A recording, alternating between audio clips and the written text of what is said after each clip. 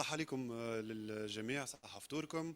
باش نرجعوا للجلسة الأخيرة، الحوار الأخير اللي باش يكون موضوعه حول النفايات بصفة عامة في المنطقة العربية في مختلف الدول اللي تحدثتوا عليهم. أولا نقدم روحي أنا زياد بوسن، زميل باحث بمؤسسة مبادرة الإصلاح العربي وموجود في تونس. الحوار هذايا باش يكون شيق وشرف كبير لي أني موجود في الجلسة مع ثلاثة سبيكرز أنه عندهم خبرة كبيرة في المجال وعندهم تجارب يحكيوا لكم عليهم ثرية في مجال التصدي نوعا ما لمشكلة النفايات. المتدخلة الأولى معنا لين سراج، وهي مستشارة بيئية في مجال التصرف في النفايات الصلبة، وشاركت في زوز مبادرات. الأولى اللي توا هي على رأسها كمديرة يلا ريتيرن، وباش تحكي لنا على البرودكت نتاع يلا ريتيرن. والمبادرة يعني في الماضي كانت بطريقة دورية شاركت في رسم خطط التصرف في النفايات لفائدة مختلف مشاريع صناعية وتحتية بالمنطقة العربية. المتدخل الثاني معنا محمد كمال، مرحبا، وهو مهندس في الصحة العامة وعنده خبرة مكتسبة في المجال التصرف النفايات الصلبة وخاصة المتعلقة منها بالتلوث البلاستيك. ويترأس محمد منظمة جرينيش، وهي منظمة مهتمة بالتوعية البيئية بالتدريس أو التعليم والمناصرة في هذا المجال. وأخيرا المتدخلة من مصر نادين، مرحبا بك. نادين ناشطة وباحثة أحدثت Sustainable Network Egypt، وهي شبكة تضم جمعيات ومنظمات مع شركات اجتماعية وأفراد الكل مهتمين بالتخفيض في استعمال واستهلاك البلاستيك في مصر. وأحدثت كذلك مبادرة باش تحكي لنا عليها من بعد في دهب، وهي ايكو دهب، وهي منظمة تعمل مع السلطات المحلية والجهوية بدهب لتعزيز التنمية المستدامة بجنوب سيناء. باش يكون الحوار متاعنا دونك على النفايات في علاقة بموضوع الندوة ككل اللي هو الانتقال العادل. موضوع النفايات نصوركم تعرفوا للي يعيش في دولة من أي دول العالم العربي وإلا زارها في الأشهر أو السنوات الأخيرة، هو مشكل كبير تواجهه كل الشعوب وكل الدول في المنطقة. مشكل متعلق باستدامة المنوال اللي يتبعوا فيه الدول الكل، مشكل متعلق يعني في مشكل النفايات متعلق بعديد النقاط اللي تعرضنا لهم في النهارين هذم، من مشكل الاربانيزيشن يعني التوسع العمراني، الى مشكل التضخم السكاني، الى مشكل تحول منوال الاستهلاك، الى تحسن على الاقل الى حد كوفيد التحسن في ظروف الحياة في كل المنطقة. كل هذا كان عنده تأثير ملموس وممكن تراوه زيادة في الواقع متاعكم على كمية النفايات وعلى طبيعة النفايات الموجودة في المنطقة. باش نعطي الكلمة أولا محمد يرجع معنا على بعض المصطلحات، لأنه نراو أنه مهم نوعا ما في أنه نتفقوا على المصطلحات اللي باش نستعملوهم طيلة هذه الجلسة، لكن تنجموا بالطبيعة تعطيوا رأيكم على اللي باش يتقال الكل. ثم سنتطرق إلى 4 نقاط عن طريق الأسئلة. الأول عنده علاقة بأصحاب القرار وبالسياسات بصفة عامة في علاقة بالنفايات في بعض الدول اللي المتدخلين يخدموا فيهم وإلا عليهم. النقطة الثانية باش تكون في علاقة بالنشطاء في مجال التصدي لظاهرة النفايات، وخاصة اللي قلنا عليهم البارح الكوميونيتيز اوف براكتس، يعني شبكات الممارسة في هذا المجال. ثالثا سنتطرق من بعضنا إلى أفضل الممارسات الموجودة في المنطقة، وعلى الأقل في الدول اللي عندنا موجودين هوني ممثلين، وأنا بارونتيز صغيرة باش نمثل زادة تونس في نفس الوقت في بعض الملاحظات. والنقطة الأخيرة ستكون موجهة إلى يعني التوصيات و منوال البديل للي راهو فيه ممارس اليوم في الدول هذوما. شكرا على المتابعه. نعرف هذه الجلسه الاخيره وهذا بعد الغداء اللي تولي جلسه صعيبه، لكن باش نحاولوا اقصى التقدير انه تكون يعني مهمه لكم وتكونوا فيها معلومات لكم. للي موجودين في القاعه واللي موجودين في الزوم، تنجموا عندكم الفرصه بالطبيعه انكم تطرحوا الاسئله نتاعكم والملاحظات نتاعكم على البانل او اسئله عليهم بطريقه مباشره. المداخله الاولى ليك محمد.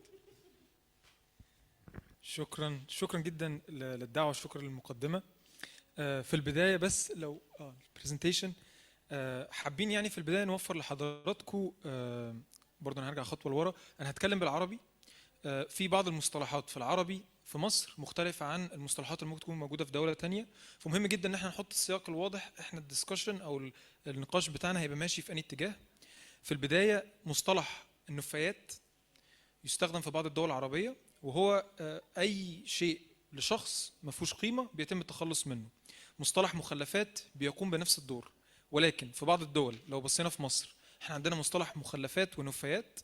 انا مش عارف برضو اللي هيترجمها ازاي، بس المخلفات هو شيء لمحمد مفيش افاده وما فيهوش اي قيمه، بس لعمر ليه افاده وقيمه ممكن يعملوا اعاده تدوير. النفايات هو شيء يجب التخلص منه.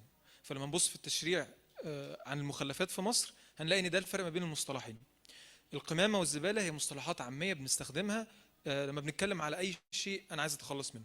حلو، فاحنا بنتكلم بشكل تكنيكال يعني في الموضوع دايما بنقول مصطلح مخلفات او نفايات. في القانون مثلا الاردني هنلاقي لا في اختلاف، او في العراق هنلاقي ان مثلا نفايات هو المصطلح الرئيسي، ما بنستخدمش كلمه مخلفات.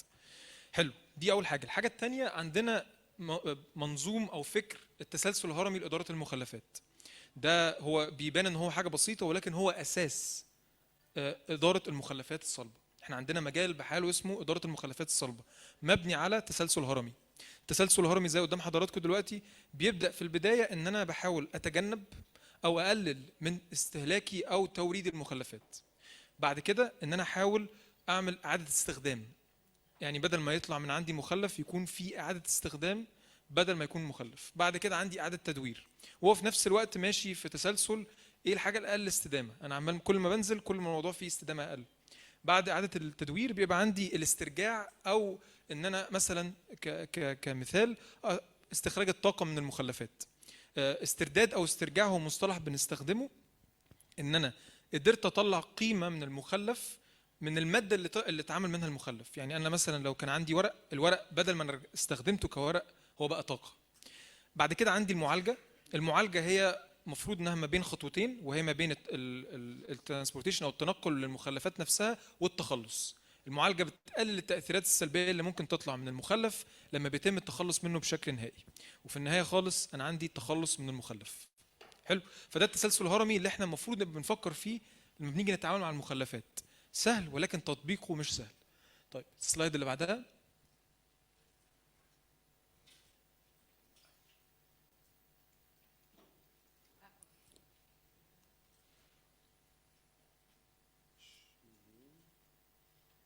تمام. طيب الشكل اللي قدام حضراتكم دلوقتي هو يعني على ارض الواقع ايه هو اصلا التسلسل الهرمي، بيبقى شكله عامل ازاي. بنبدا في البدايه بيكون عندنا توليد المخلف. توليد المخلف ده ممكن يكون باشكال مختلفه. احنا بنتكلم دلوقتي في نطاق المخلفات الصلبه. المخلفات الصلبه في منها مخلفات خطره ومخلفات غير خطره. مخلفات احنا هنا هنتكلم بقى مخلفات غير خطره، لان المخلف الخطر يجب التخلص منه. مفيش تحركات كتير، هو يا اما يكون مخلف خطر من مستشفى او من مصنع، القوانين كلها بتقول ان هو التخلص منه بشكل مباشر. ولكن المخلفات غير الخطره والمخلفات الصلبه الاخرى، منها مثلا المخلفات البلديه او المنزليه، بتبدا في البدايه ان بيكون في توليد للمخلف. دي اول خطوه. بعد توليد المخلف المخلف ده بيتم تجميعه. تمام، فانا عندي ترانسبورتيشن او المخلف ده لازم يتحرك من نقطه الف لنقطه ب.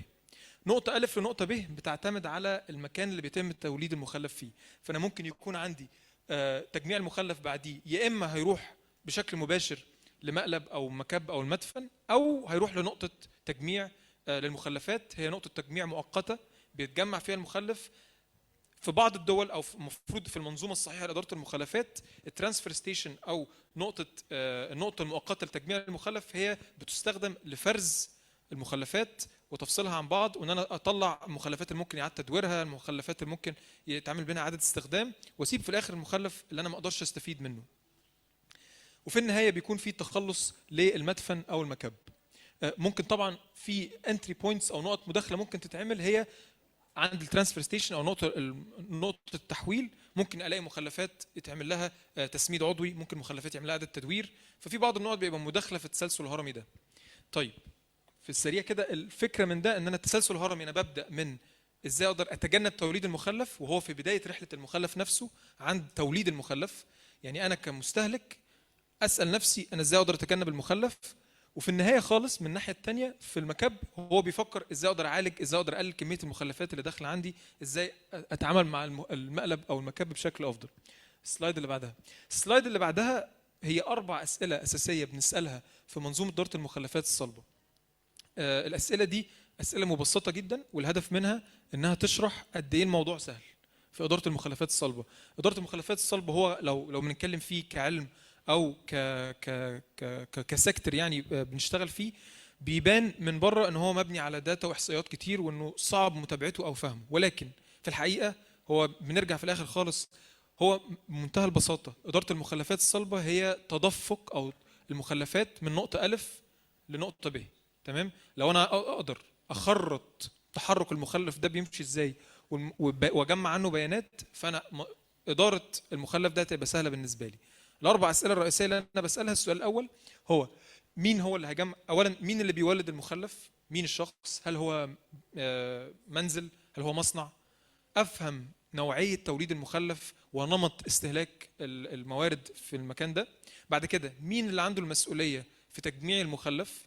تمام؟ في تجميع المخلف وفي نقل المخلف. انا في بعض الاماكن التجميع مش زي النقل. نقل المخلف ده التحرك من نقطه الف لب، ولكن تجميع المخلف ممكن فقط ان انا مين اللي هيودي المخلف من المنزل لنقطه التجميع اللي هي قريبه من المنزل. تمام؟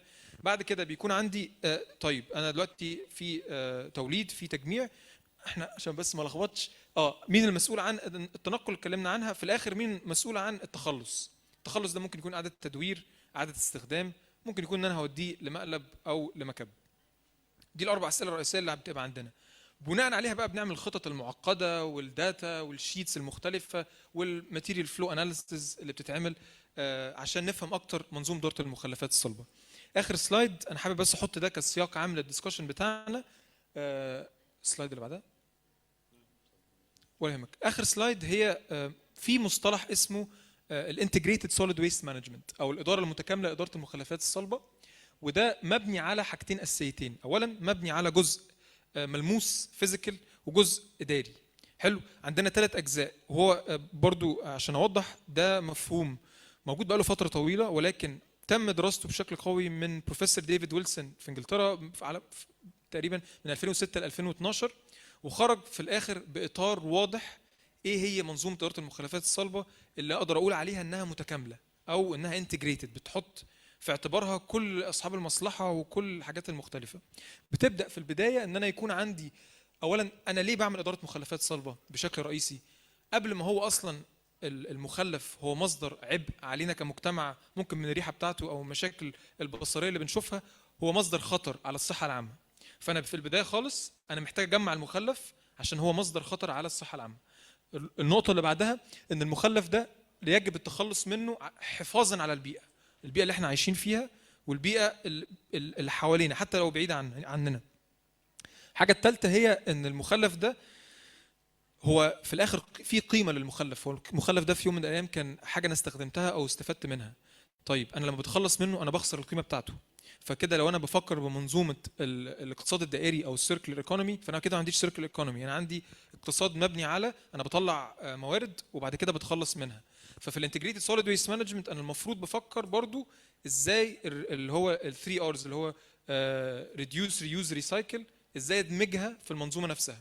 ولكن بس نقطه مهمه هنا في اداره المخلفات، مش باولويه التجميع والمعالجه والتخلص، هو بيجي بعدهم.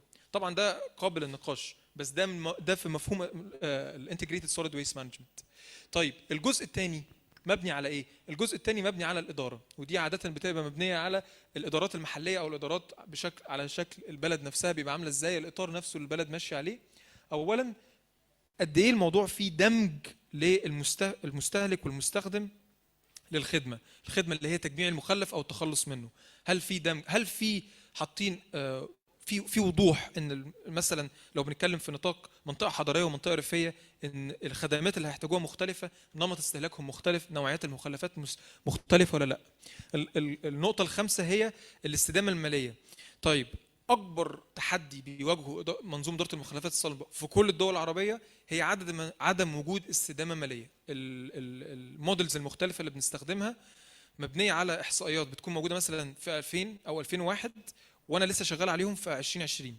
فانا اللي انا تخيلته هصرفه في 2001 انا ما طورتوش وما عنديش منظومه تطويره، فانا عندي ضعف في الموارد الماليه لمنظومه اداره المخلفات الصلبه.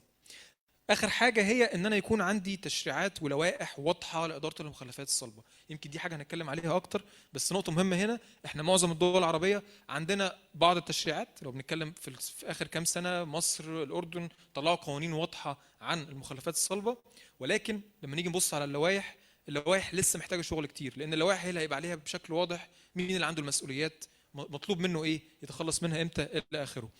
دي المنظومه المتكامله. طيب المنظومه المتكامله دي عشان يتم تفعيلها بتبقى مبنيه على ايه؟ مبنيه على اول حاجه اللي احنا بنواجه فيها مشاكل كتير، وهي البيانات. ان انا اجمع بيانات بشكل دائم. انا مش بجمع بيانات في بدايه المنظومه، لا، انا البيانات دي يكون عندي منظومه تجميع بيانات دائمه مع التشغيل كونسيستنت، يعني طول الوقت بيكون في تجميع البيانات، لان ممكن يحصل تغييرات، ممكن مع التوسيع العمراني الكميه تزيد الكميه تقل، بيبقى على حسب الوضع اللي موجود في المنطقه المحليه.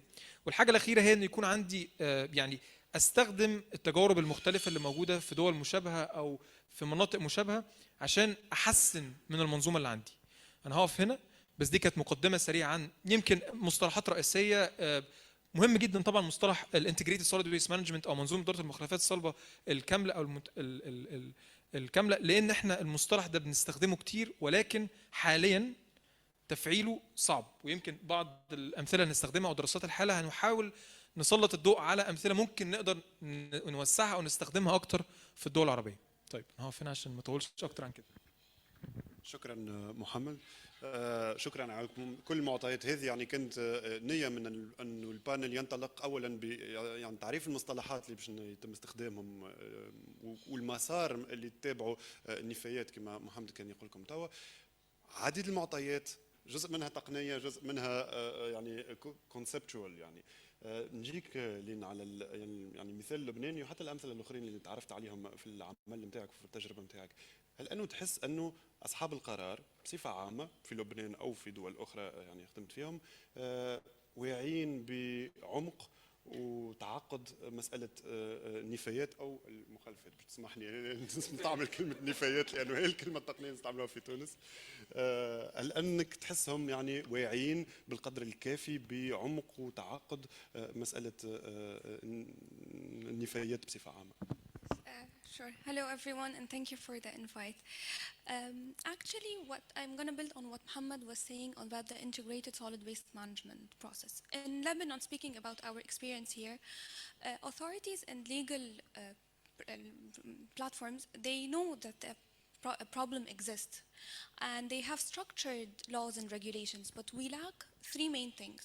The first thing is the financial incentives for the government to implement these policies or these strategies that they are putting, as well as the political will. So we can see here, and all of us, we know that what's the political situation here. We lack this political will to implement these policies or even the strategies or recommendations for all the values or the value chain that Muhammad was talking about, from the 3 R's or from awareness or even processing and exporting when it comes to recycling. As well, what we have experienced now in our work with Nadira and with the Yalla Return project, that there are a lot of bureaucracies when it comes to regulations. So I want to connect this point to a point where we have now so many initiatives or startups that are working on solving the solid waste management problem in Lebanon or in any other part of the Arab world. But especially in Lebanon, we have been struck with these bureaucracies for us to implement our project, and this is what is taking us a bit of time to launch or to even start projects in some areas in the country. So the policies, regulations, the strategies for an integrated solid waste management are seen in the country. We have been backed up by His Excellency the Minister of Environment so many times, but when we want to start implementing these regulations or policies, we are struck by either financials or other political wills who exactly. ثانك يو لين. نادين، نعرف اللي كنت طرحت عليك السؤال نتاع حوكمة النفايات، كان عندك موقف واضح على السؤال هذا، على النقطة هذه بالذات. لأنك ممكن تحكي لنا شوية على وعي أصحاب القرار وعلى رؤيتك من حوكمة قطاع النفايات. So when we start talking about policy change, in particular engaging with government, I ask myself, what have we done? Or have we done our part? And honestly, when it comes to waste management or dealing with plastic waste, we in the Arab world have done nothing. We don't separate plastic, and when I've told people we can recycle, for example in Cairo, the Zabbalin do separate the plastic and use it in other ways. Most houses that are interested in supporting some kind of policy shift, whether it's an activist or someone who's just come up to me, I ask them, do you separate at home? They said there is no separation. And well, there actually is. If you just put it in a separate plastic bag, it is utilized and you don't contaminate the plastic with the organic material. We actually naturally in the region, and I'll talk mainly about Egypt, we have ways of dealing with organic waste, maybe not in the larger cities, but I'm sure we can find them in the larger cities, but outside the cities by giving them to goats, chickens. In Dahab, there's a lot of communities that use this for composting. You can use this for urban gardens. So when we start talking about policy recommendations, I always say, what have we done and have we started with ourselves? Then when we end up engaging with, I would say at a very local level, specifically around waste management, you can talk to the municipal or the city council. When we go to them, we say, okay, now we have 20 of us who separate plastic. What are you going to do about recycling? And we put them in a space where they have to respond to us. So honestly, I feel that there is, and Muhammad has pointed to this, there is a problem with financing recycling programs. In Dahab, we have had several recycling initiatives done by the locals. There isn't enough money spent by the government or being spent when we sell these plastic waste back to whoever. There isn't enough money raised to be able to pay for the labor and the transportation to Cairo. So this is a place where we as a community decided to spend on it ourselves. So we've looked for ways to recycle the plastics locally and create the closed cycle within the community itself, outside of the governance model. And then when we went to the government, we said this, I'm talking at a very low-level governance. So what we are doing locally is that we are setting the example and then telling the government, now you have to follow suit. You have to provide for us this. And specifically with waste, and when it comes to Sinai, not only do we not have a collection point, transportation to Cairo is very difficult. And lastly, some of the waste management, all they've decided to do is take whatever waste there is and burn it in the mountains. So we just end up breathing in a lot of the burnt plastic. This creates a problem for our health, which makes it easier for me to go out into the community and say, separate your waste, keep it inside. And I'll get into some of the best practices that we can do later, but I really do think if we lead the way, we can work with local, very, very local governance to push them forward. Muhammad has much more experience on a national level, so I'll leave him to talk about the national level advocacy. وهل أنك تتفق على الريمارك الأولى أنه فشل المبادرات يعني بصفة عامة في مصر وفي المنطقة العربية فيما يخص تصدي لمشكلة النفايات؟ طيب ممكن هبدأ بحاجة مهمة جدا بنسمعها كتير او انا سمعتها كتير يعني من طبيعة شغلي. طبعا انا احب اشرح برضو ان انا بزور اماكن بقالب ومدافن مخلفات كتير، بقعد فيها اوقات كتير يعني، وانا بستمتع فيها بصراحة من كتر ما قضيت فيها وقت.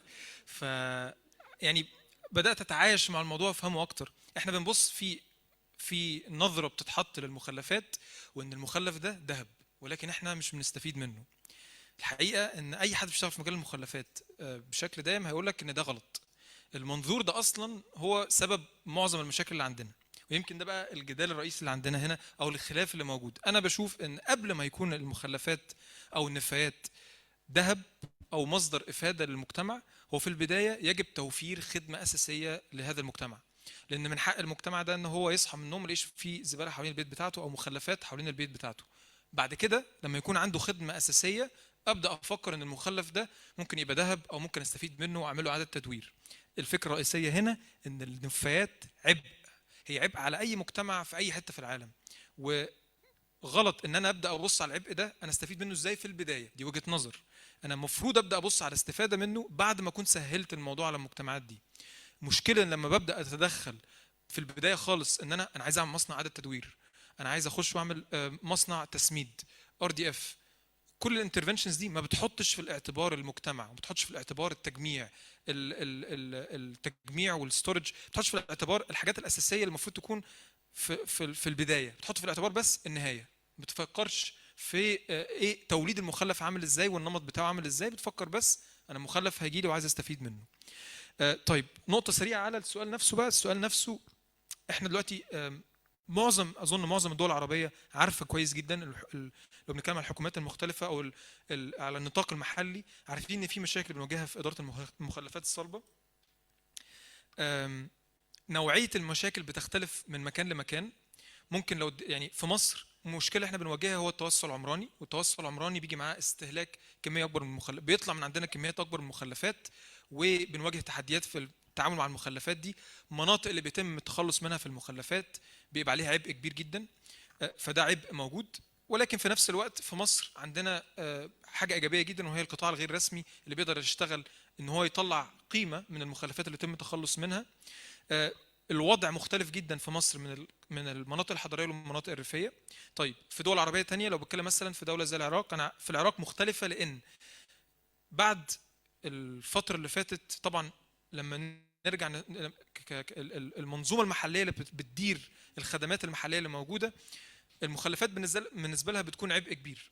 فعاده ودي حاجه ايجابيه موجوده عندنا في الدول العربيه، عندنا مساحات صحراء كبيره جدا، فبنختار قطعه في الصحراء وبنخلص فيها من المخلفات.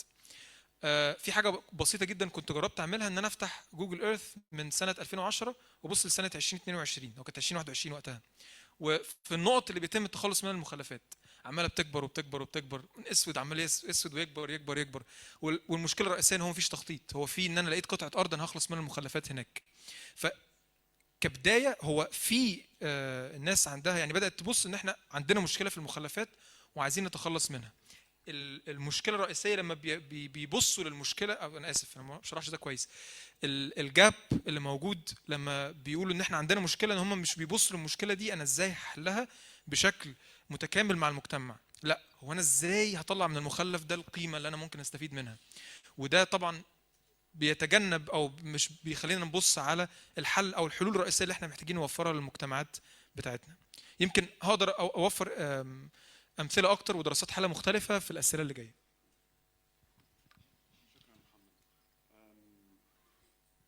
نظره ممكن لمحه نجم نشارك بها في الافكار اللي اعطيتهم على تونس، انه يعني قله اوكي يعني لمحه من المثال التونسي ذولي في البانل اللي فارت. زميلتنا عايده تحدثت على الدراسه اللي يعني نأديو فيها مع مبادره الإصلاح العربي والبارتنر تاعنا انريش بول في تونس على الجرين هيدروجين. وفي اطار يعني الدراسه كان لنا يعني شرف انه تلاقينا مع وزاره الطاقه ومع مختلف وزارات اخرين على موضوع البيئه. ومن عشان كان عايده قبيله يعني ركزت على النقطه انه مشكل في تونس، ويظهر لي هذا موجود في دول اخرى، انه مشكله البيئه ما يلتزم بها والا ما يتحمل مسؤوليتها كان اللي عنده علاقه مباشره بالبيئه. في تونس هي وزاره البيئه، ولا دخل لوزاره التجهيز، لا دخل لوزاره النقل، لا دخل لوزاره الطاقه اللي خدمتها عليها عايده. ويعني درجه الوعي لكل المسؤولين السياسيين والاداريين اللي ما عندهمش ملف البيئه بطريقه مباشره ضعيف جدا في العلاقه بالمشكل هذا. نفس النقطه بالضبط تطبق على النفايات، يعني انه اللي ما عندوش الملف مباشره مسؤول على إدارة موضوع النفايات ولا تجميع النفايات لا اهتمام له بالموضوع بتاتا. مشكل نواجهه فيه ونحاولوا يعني من خلال الدراسات، لكن لهذا نفس الواقع مثلا في مصر. نسألك على لبنان مع بعض. It's a very similar situation, at least I'm going to talk about Sinai, where everyone tries to look the other way and they try to push the problem off. There's a contract for waste management and it belongs to a Bedouin tribe. They tried to bring in a German company and this became an issue. So there's a bit of a mafia, people fighting over the actual income coming in, which isn't enough to cover the cost of collection and separation. One of our biggest issues in Sinai is they actually only look at collection and don't look at the rest of the process. And honestly, unless we bring it up and say, this is an issue, no one is thinking about it.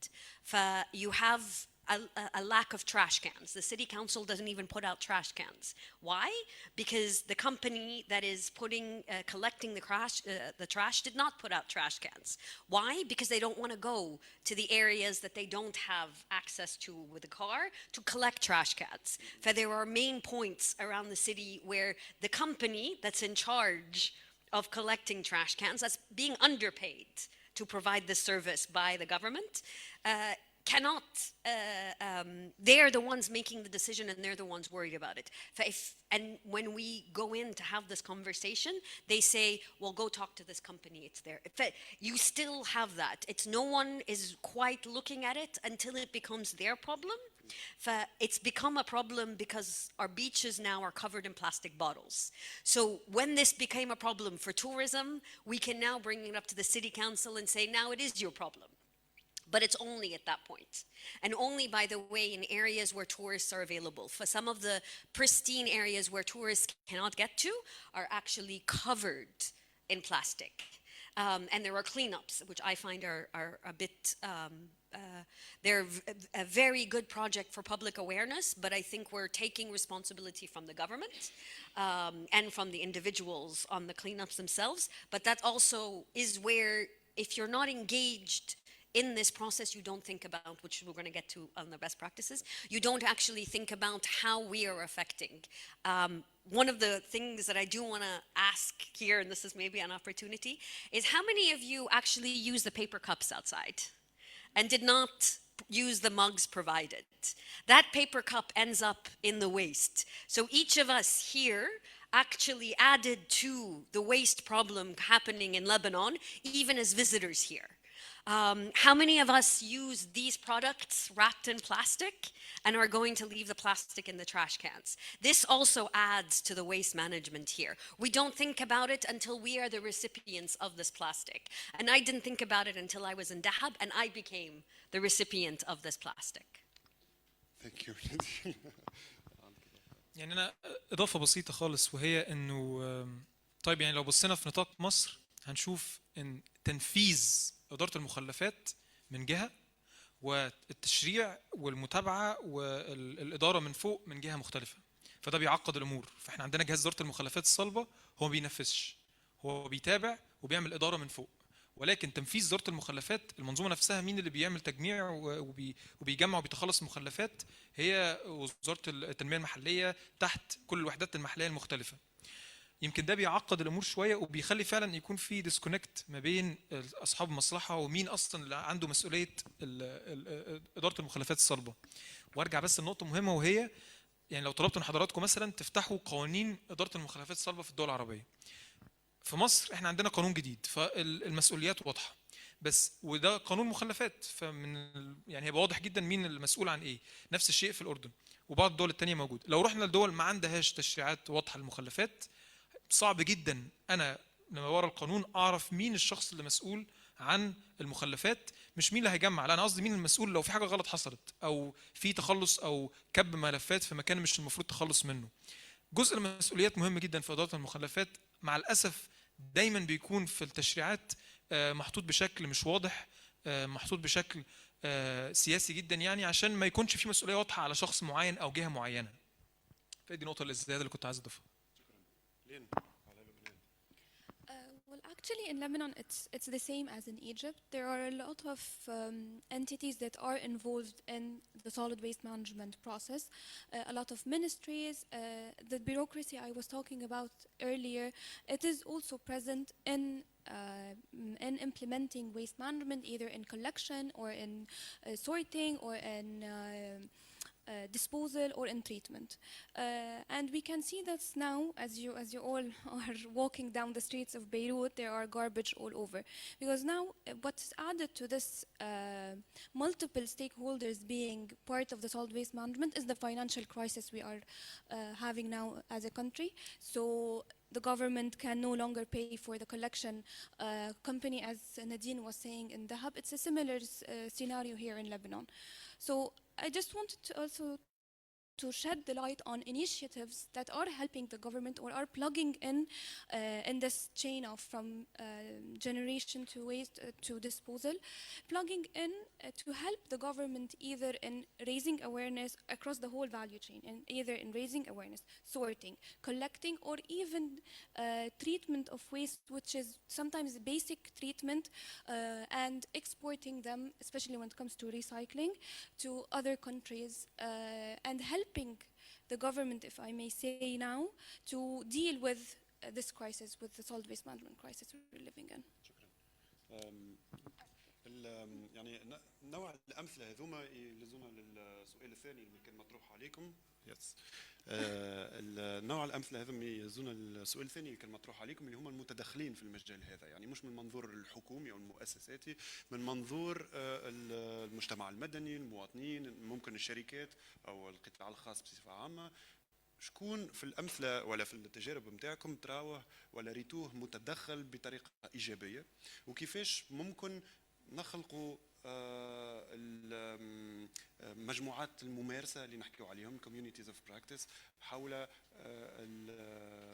جمع النفايات او التصرف فيها الى اخره. Going back to the point where these initiatives exist in Lebanon, and there are so many initiatives and so many startups or NGOs or whatever you may call them, but what is lacking now is communication between these groups for us to be able to go out with one strategy or one integrated solid waste management strategy, as Muhammad was saying, in order to have an impact on the situation now in the government or in the country. I mean, there are so many initiatives I want to shed the light on that are helping a lot. For example, تدويرها as part of Beritech, they have done now a buy and sell platform, and us as Nadira, we have participated in a clean energy program where we will be, if we got elected, we will be making the first recyclables platform in Lebanon. So this will help us in connecting the people who are generating a lot of plastics and don't know what to do with them with people who really need these plastics. Like Nadine was saying, transportation cost is really very yes. in the field now. So when we connect these people together, we are decreasing maybe the transportation costs for them. For example, maybe they live next to each other, but they don't actually know that both of them exist. So these initiatives or these platforms, or as you were saying, the common practices, they will help in solving this problem. ويمكن عشان انا الرد بتاعي will feed into what Nadine will then further explain. طيب هو لو هتكلم في مصر، الوضع في مصر بيختلف شويه عن بعض الدول العربيه او ممكن معظم الدول العربيه، في بعض المشابهات. لو هكلم مثلا ما بين مصر ودول افريقيه كتير، لان احنا عندنا في مصر قطاع غير رسمي كبير جدا، والقطاع الغير رسمي بيوظف اكتر 150 ل 200 الف شخص بيشتغل فقط على تجميع واستفاده من المخلفات الصلبه. والقطاع الغير رسمي قطاع منظم مش قطاع عشوائي. يعني في بعض الدول العربيه مثلا في العراق برضو، عشان اشتغلت في العراق شويه فانا عارف ان في قطاع غير رسمي ولكن مش منظم بالشكل الموجود في مصر. في مصر احنا عندنا اربع جهات اصحاب مصلحه رئيسيه: القطاع الخاص، القطاع الحكومي او الوحدات المحليه، المؤسسات المجتمعيه او الجمعيات الخيريه اللي بتقدم خدمات للتجميع والتخلص من المخلفات على النطاق المحلي، وعندي القطاع الغير رسمي. طيب لو انا جيت اتكلم يعني انا من اول ما بدات اشتغل بقاليش كتير بشتغل في مجال المخلفات يعني، بس بشتغل عليه بقالي 5 سنين. اكتر حاجه بسمعها يعني في الاوراق وفي دوكيومنتس ستيك هولدر انجيجمنت او التفاعل مع اصحاب مصلحه. مفيش اي تفاعل مع اصحاب مصلحه. يعني ده انا بسمع الكلمه دي كل الوقت، مفيش اي تفاعل مع اصحاب مصلحه. وده مش بتكلم على نطاق حكومه، بتكلم على نطاق القطاع الخاص، نطاق اي نطاق مفيش تفاعل مع اصحاب المصلحه. في كل الدول بيتم تخطي اصحاب المصلحه. مين هم اصحاب المصلحه؟ اللي بيولد المخلفات، اللي بيجمع القطاع الغير رسمي، القطاع الخاص. كل ده المفروض يكون جزء من التفاعل اللي بيحصل للتخطيط. يعني هنا بتكلم في البدايه خالص، يعني لو بتكلم في نطاق في توسيع عمراني هيتعمل، المفروض في تخطيط التوسيع العمراني يكون في دمج لاداره المخلفات الصلبه وكل اصحاب المصلحه موجودين في التشاور. حلو؟ حاجه بسيطه جدا ولكن بيتنفذش لاسباب مختلفه. فعدم وجود اولا آلية وعدم وجود فعليا اي تشاور مع اصحاب المصلحه او ستيك هولدر انجيجمنت بيضعف من منظومه اداره المخلفات الصلبه. وده بيبني على النقطه اللي انا قالتها، وهي ما بيكونش فيه اي تفاعل كوميونيكيشن ما بين الجهات المختلفه. القطاع الغير رسمي شغال لوحده، الجمعيات الخيريه في مصر شغاله لوحدها، التجميع المحلي شغال لوحده، وده بيضعف المنظومه نفسها وبيوصلنا ان احنا بيبقى عندنا كميه كبيره جدا من المخلفات اللي بيبقى فيها ميس مانجمنت او ليكج او بيتم التخلص منها بشكل خاطئ، بتاثر بقى على البيئه وبيطلع منها حاجات سلبيه على البيئه اللي حوالينا. هاجي بقى النقطه اللي نادين هتتكلم عليها اكتر وهي المبادرات.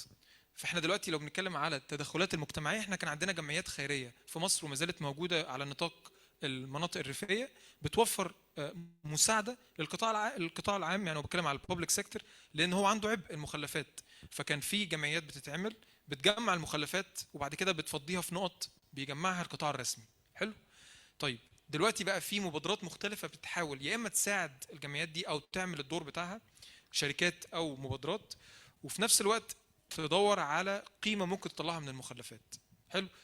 وتبص على دور المجتمع نفسه، ايه هو دورنا احنا كافراد في التعامل مع المخلفات.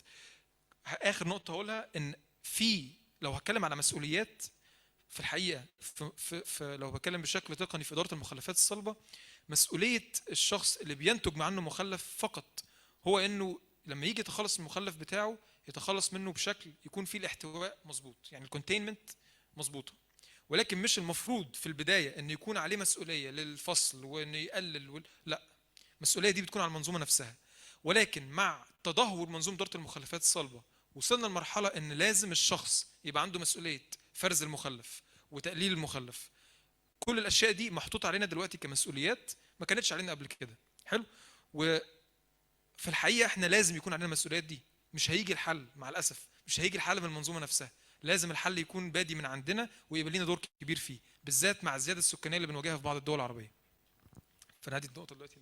نادين نحس اللي فما good reaction from there.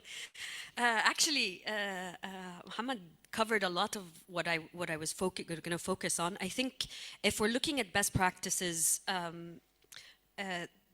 I think what we miss a lot is engaging with each other or creating a place where we know how to communicate with each other. So you have a lot of initiatives, whether in government or outside of government, that don't actually communicate yet work on the exact same community. You have an informal sector, you have registered NGOs, you have non-registered initiatives funded by I would like to say privileged members of the community, because now it's become trendy for us to clean and recycle, and none of them actually speak to each other. One of the things that SNE, which is Sustainable Network Egypt, which I was referring to, was trying to overcome that. It's actually supported by Ari, and I wanted to thank Ari for being our partner in this, is to create a network of individuals who are doing different things so that we at least hear what the others others doing, get ideas for our own initiatives, for our own work, and then build on each other's work, whether it's policy or practice on the ground. One of the first things that came out of this last year, it's a very simple thing, was a checklist for cleanups. I know it sounds crazy, but there was no checklist for Egyptian organizations, and they are very particular in different areas on what to do. And the question is, okay, now we have plastic, what do we do with it? So no one had really given much thought, except when they got to the end of the cleanup and ended up with a whole lot of waste and didn't know how to. So that at this point we created a checklist. The checklist was, don't forget to check out the location, don't forget to go to your policymaker or city council and tell them that you're going there, that make sure it's secure, that it's a safe area for if you're going to take people to go. And lastly, what to do with the waste at the end. Most of it is ensure that you're taking it to a proper drop-off point and not just throwing it at what looks like a trash point, trash collection point, but in reality may not be. So even simple things like this are actually extremely important. And I think it comes out of those who are engaging in this sphere. So I don't think that we don't have the expertise in each country to engage with this. I just don't think we talk to each other enough about where and who and how we can engage in this. Muhammad actually has a lot more information on solid waste and how to deal with it, but he's really busy doing his work, doing his consultancy. I can take that and share it with a bunch of other people. And I think each of us, if we're looking at some of this, can also do this in our day-to-day things, sharing this kind of information. This is where Facebook and social media can be really, really useful. Rather than shouting that there isn't enough waste or that waste is a problem, is we can also share some of the best practices or how to reduce waste. I think we're going to get to reduction at some point. Yes. باش نقعد في نفس المجال يعني في التفاصيل نتاع الكوميونيتيز اوف براكتس، يعني ثلاثه اجابات اللي عطيتهم توا هذول قيمه جدا، لكن مربوطه فقط بكل دوله على حده، لانه تراو فما جدوى ومجال لانه نربط بين المبادرات بين الدول في المنطقه، يعني بين النشطاء الجمعيات الى اخره. So I don't think we have the networks in country to actually have this discussion where we're actually talking about a regional, because we don't quite understand what the power dynamics in each country is, even in different areas. So if I'm going to talk about Egypt, I have no clue, for example, what's happening in southern Egypt. Before I start engaging with Lebanon or Beirut, which is very similar to Cairo, I think that there are certain things that we need to do our work on the ground as initiative, as activists, as organizations, to ensure we actually have a deeper understanding on the ground. To that end, we're actually doing a year-long stakeholder survey, which is just going to communities who are practicing, whether they're doing cleanups or engaging in some way against reducing single use, and asking them simple questions like, who do you speak to? Do you engage with government? Do you believe that we should ban single-use plastic? How do you think we should reduce single-use plastic? Even though it seems that we know the answers, I think asking these community members to engage in this kind of question will give us an understanding of what it actually looks like. Once we start gathering this information, we can engage with subject matter experts like Muhammad in each country and then build regional networks. I think if we build regional networks and then try to move to the ground, I think we impose very idealistic views on what the actual facts on the ground is. And I don't believe any of us in the region actually have a good handle on what waste management, and I'm going to spread this out a bit. In Dahab, for example, we don't just have solid waste management. We have a sewage problem. We have a water problem. We have almost all kind of waste management problems, toxic, hazardous waste. We don't have a handle on what this looks like at a very granular level, at a local level, to be able to start talking on this very high levels.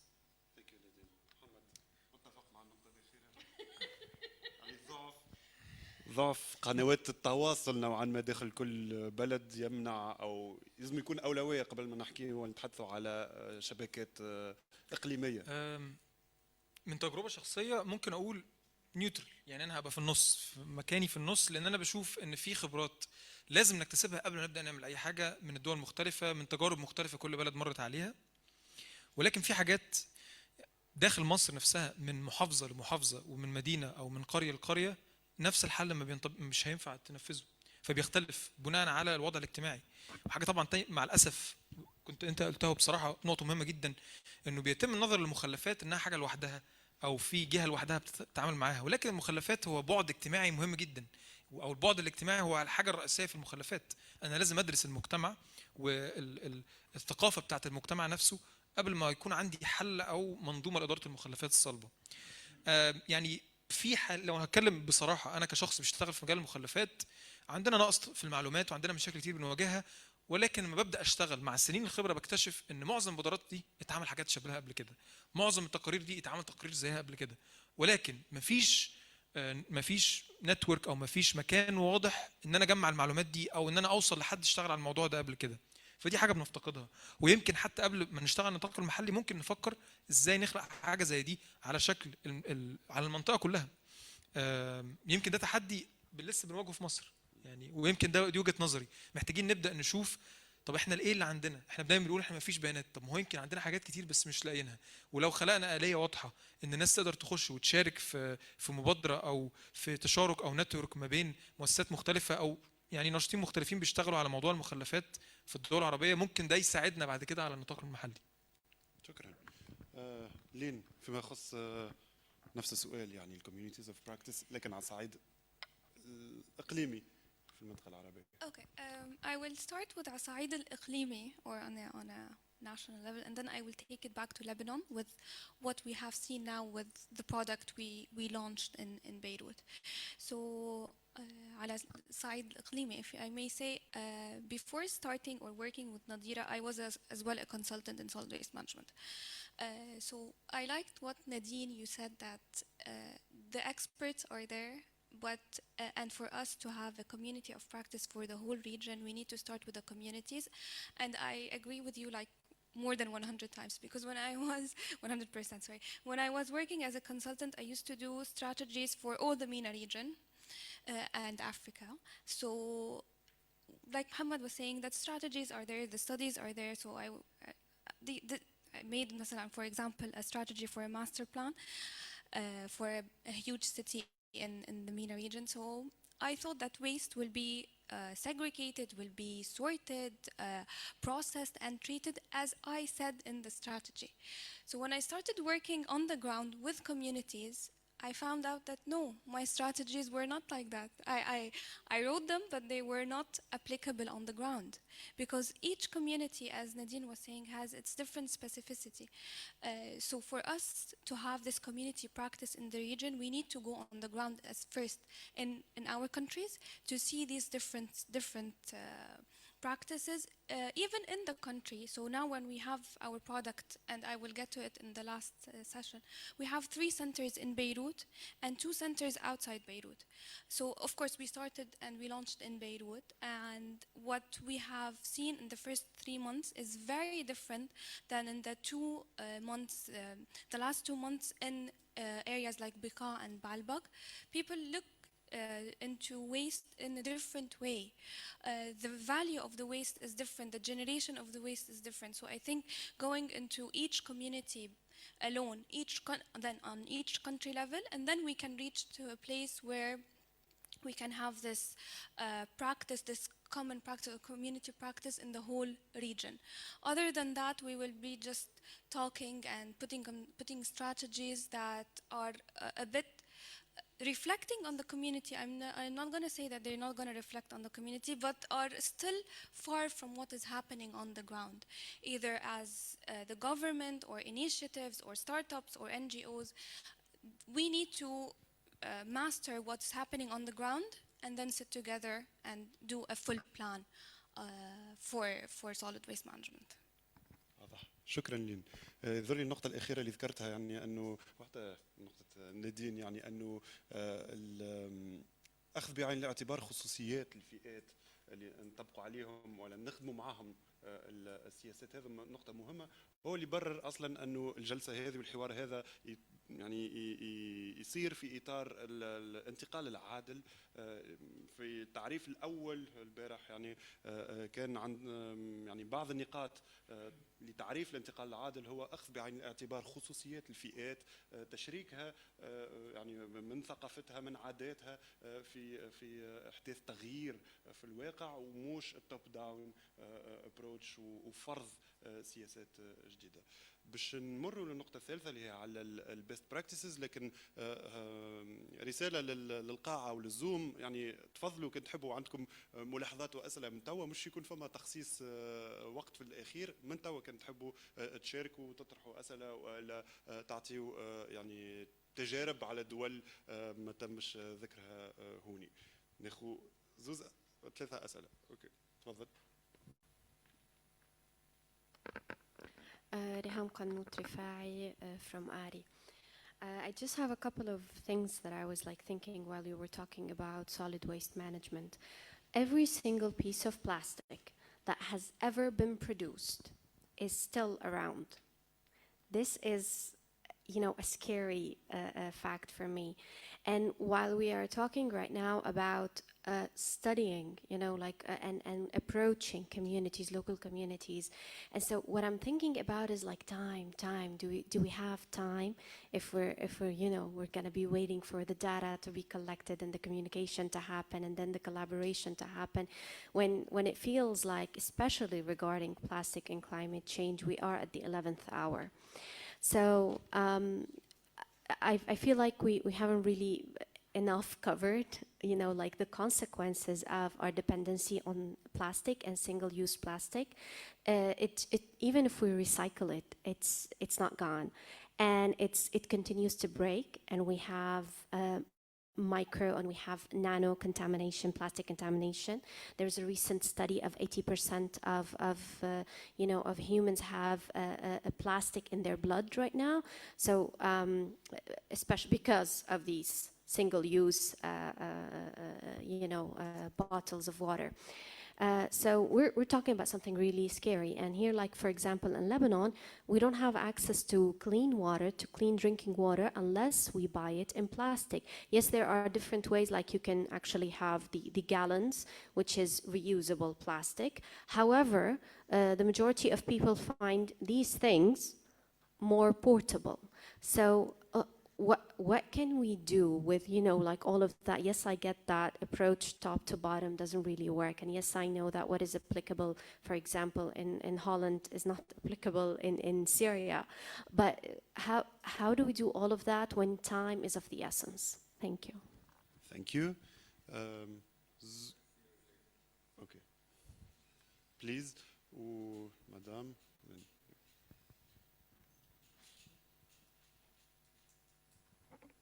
So it's directly related to what Riham, I think, mentioned. I mean, who produces these plastic? These are usually, let's say, international oil companies. You know, this is the only maybe value chain that's left for them after we nationalized a lot of oil companies. So plastic is very important for them. There is an excellent documentary that really I learned a lot from it. It's called Plastic Wars by PBS. It's on YouTube, and it tells the story about these recycling symbols on plastic things, and they were invented by the oil company. It's just to make believe, it's recycling idea, to make believe that we can recycle them, but we cannot, because plastic is cheap. This is the problem. Plastic is cheap. In the Gulf, it's one of the biggest environmental problems for marine biodiversity is microplastics. It's really destroying a very valuable culturally ecosystem that we have. And we have, of course, oil companies, they give a lot of in social responsibility, but it's make-believe. If we have a crazy, as science, if we have a crazy scientific idea really to, let's say, put sensors on frogs to measure pollution in the money, believe me, they will give us money. The oil company, why? Because these projects make believe, like the cleaning campaign that Nadine mentioned, make believe that we are solving the problems, but we are not solving them, actually. We solve them only if we regulate them, if we put a tax on it or ban it. That's why my question is, where does this plastic come from? In Egypt, from where is it produced? Who produced it? And how much does it cost? Thank you. شكرا. باش ناخذ زوز مداخلات ونعطيكم راوند ونشوفوا ثانية. مدام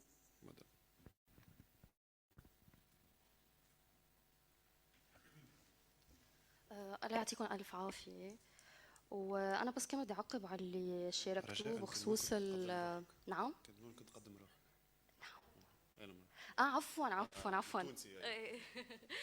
رنيم دياب، عم مثل جمعية مبادرات للتنمية الاجتماعية كمتطوعة معهم، وأكثر الشباب وإنكلوجن أوف وومن أند يوث بالبوليسي ميكينج بخصوص الانفايرمنت.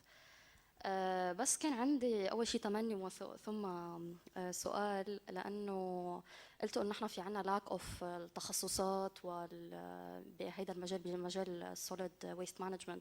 فيمكن تمني على أستاذ نديم إنه إذا بيكون في inclusion of youth, structured inclusion of youth، يعني مثل هلا لو كان عنا نحن فريق من اليوث يلي عم بيمثلوا النيشن وشافوا هيدي الخبره، ممكن ينطلقوا ويصير عندهم رغبه انه يتخصصوا بهيدي المجالات، وفعلا نكون عم نشتغل نحن من مبدا اكاديمي وما الى هنالك. ممكن هيدي المبادره تكون عم تطلع. غير هيك عندي سؤال، ماذا بعد السياسات؟ نحن هلا عم نجتمع نعمل حوارات نتشارك الخبرات كلياتها، وصلنا بالايديلي وصلنا للستيت، عملنا سياسات، بس ماذا بعدها؟ كيف تطبق؟ هون اكثر يمكن انتم تجاربكم بالمناطق اللي عم تشتغلوا فيها. يعني مثلا بلبنان بالاخص بخصوص التوكسيك ويست مانجمنت، عندنا من سنه 2002 ل 2016 شغل على قوانين ممتازه، حيث عندنا 7 مديريات بوزاره البيئه ووزاره الصحه بتكون عم تشرف كمان، يلي هي من ضمنهم مثلا عندنا تكنولوجيا البيئه، بس ما بنلاقيهم عم بيشتغلوا. فلما نجي للسياسات يلي نحن عم نشتغل انه نوصل لها، في سياسات ممتازه، بس التطبيق وين؟ ودورنا نحن وين بيجي؟ كمان اذا عندكم خبره بهذا المجال. واخر هيك سؤال على السريع، يلي هي لما نحكي عن الحوكمه، قد ايه هيدي البروسس بتقوي او بتغذي مبدا ديسنتراليزيشن، خصوصي اذا بدي اخذها كمان على مبدا لبنان. وثانك يو سو ماتش. شكرا. باش نحتفظ بالسؤال على ما بعد السياسات، السؤال الاخير، ونخليكم تجاوبوا على الاخرين. One last intervention from the room، ومن بعد ناخذ فما سؤال. Yeah, we're going to go for another round. وفما سؤال على الزوم. Sorry.